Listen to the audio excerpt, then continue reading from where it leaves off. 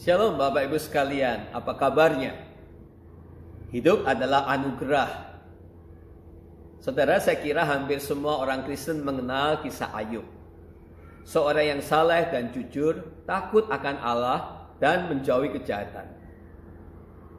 Tetapi saudara sekalian, kemudian ia ditimpa banyak kemalangan sehingga teman-temannya pun mengajak dia untuk meninggalkan Allah. Istrinya apalagi menyuruh Ayub untuk mengutuki Tuhan. Jadi pemahaman mereka adalah kalau Ayub benar, kalau Ayub jujur, kalau Ayub suci pasti tidak akan menderita. Dan saya percaya pemahaman seperti itu juga banyak ada di dalam hati kita semua. Jadi pertanyaan yang harus kita jawab adalah, apakah hubungan saya dengan Allah bersifat meritokrasi? Nah, itu apa meritokrasi? Saudara, apakah kita mendapatkan kebaikan dan berkat Tuhan karena usaha-usaha yang kita tunjukkan supaya kita berkenan kepada Allah? Apakah kita mendapat semua anugerah kesehatan hidup karena kita berusaha mentaati firman Tuhan? Saudara, kalau kita melihat kehidupan Ayub, jawabannya jelas, bukan. Karena kebenaran manusia selalu tidak pernah mencapai standar kebenaran Allah. Jadi walaupun Ayub disebut sebagai orang yang kudus dan saleh, kekudusannya tidak akan pernah bisa membuat Allah berkenan kepada Ayub. Lihat, Ayub orang yang paling saleh saja mengalami hidup seperti itu.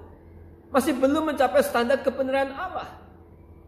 Jadi apa yang membuat Allah berkenan kepada Ayub? Hanya satu, adalah anugerah Allah. Yang membuat Allah berkenan kepada hidup kita adalah hanya satu, anugerah Allah semata-mata. Itu sebabnya akhirnya Ayub berkata, oleh sebab itu aku mencabut perkataanku dan dengan menyesal aku duduk dalam debu dan abu. Ayub 42 ayat 6. Saudara, dengan duduk dalam debu dan abu, itulah sikap Ayub. Ayub ingin menunjukkan kepada kita bahwa dia hanya ingin bersandar kepada anugerah dan belas kasihan Tuhan semata-mata. Ayub tidak meminta keadilan Allah dengan berkata, aku tetap hidup benar Tuhan, karena itu ayo sekarang berkati aku. Tidak. Nah, ini juga dikuatkan oleh perkataan Yakobus ketika menulis kisah tentang Ayub di kemudian hari. Rasul Yakobus seolah-olah berkata balasan dari ketekunan Ayub bukan keadilan Allah.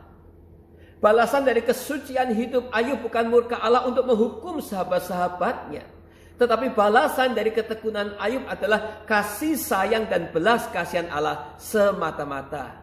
Yakobus 5 ayat 12. Ayub semakin melihat bahwa anugerah dan belas kasihan Allah itulah yang menopang hidupnya, baik ketika dia jaya maupun sedang ditimpa kemalangan. Jadi kehidupan Ayub saudara sekalian menjadi bukti bahwa seseorang itu mendapatkan kebaikan, berkat, kesehatan sekalipun bukan karena kebaikan-kebaikan di dalam dirinya, tetapi semata-mata karena anugerah Allah.